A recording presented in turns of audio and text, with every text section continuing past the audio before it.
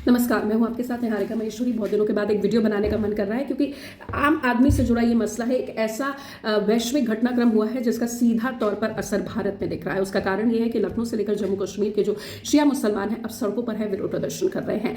Back चलते हैं। इसका कारण है आयतुल्ला अली खामनेई का यूएस इजराइल की मिलिट्री स्ट्राइक्स में मारा जाना।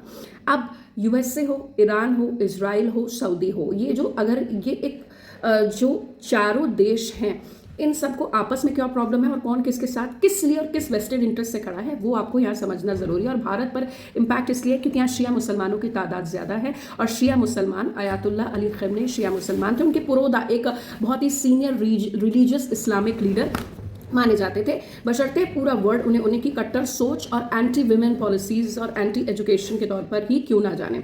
एनीवेज, अब हम आपको यहाँ पर बताते हैं कि जो इजराइल है और सऊदी है ये आपस में दुश्मन है, लेकिन इनका एक कॉमन दुश्मन है, वो है ईरान। ये जंग क्यों शुरू हुई वो आपको बताते हैं। 14 देश ऐसे अभी हैं विश्व में जो अभी वॉर से जूझ रहे हैं। अफगानिस्तान पाकिस्तान के वॉर का तमाशा अभी ओवर ही नहीं हुआ था कि यहाँ पर अभी ये खबर आ गई।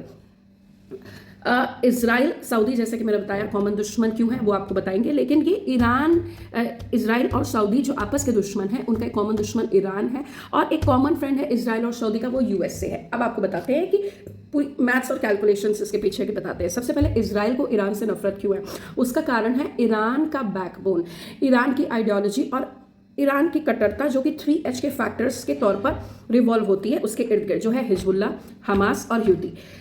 और ये तीनों मिलकर इजराइल को बहुत ज़्यादा प्रॉब्लम देते हैं। निश्चित तौर पर इजराइल इरिटेट हुआ, उसने वॉर स्टेज कर दिया। अब ईरान और सऊदी को प्रॉब्लम क्या है एक दूसरे से?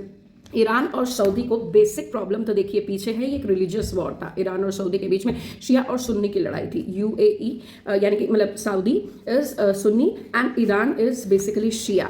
इन दोनों के बीच में एक सी रूट है जिसे ऑयल रूट कहते हैं। आपको याद होगा कि ईरान को पहले पर्शिया कहते थे, वो ये कहता था कि पर्शियन सी है, और सऊदी कहता था कि अरेबियन सी है, अरब सागर है। इस सागर का सबसे बड़ी चीज है ऑयल रूट। ये दोनों उस ऑयल रूट पर अपना, जो वर्ल्ड लार्जेस्ट सी रूट है, ये ऑयल रूट है, इस पर ही अपना कंट्रोल करना चाहते हैं। शिया सुन्नी की लड़ाई है और इसके साथ साथ विचारधारा का किसी भी तरीके का मैच नहीं होता है, क्योंकि इस्लामिक वर्ल्ड में मैं बड़ा तू छोटे की लड़ाई है। अब इन तीनों के बीच में यूएसए क्यों टपक पड़ा? अब यूनाइटेड स्टेट्स ऑफ अमेरिका को समझिए। यूनाइटेड स्टेट्स ऑफ अमेरिका कहता है भाई तुम्हें दिक्कत है, हमारे तुम्हें प्रोटेक्ट करने। इजराइल और सऊदी को दिक्कत हुई। हालांकि सऊदी के मेजर कई ठिकानों में यूएसए का नेवी बेस था जिसे ईरान ने तबाह करा।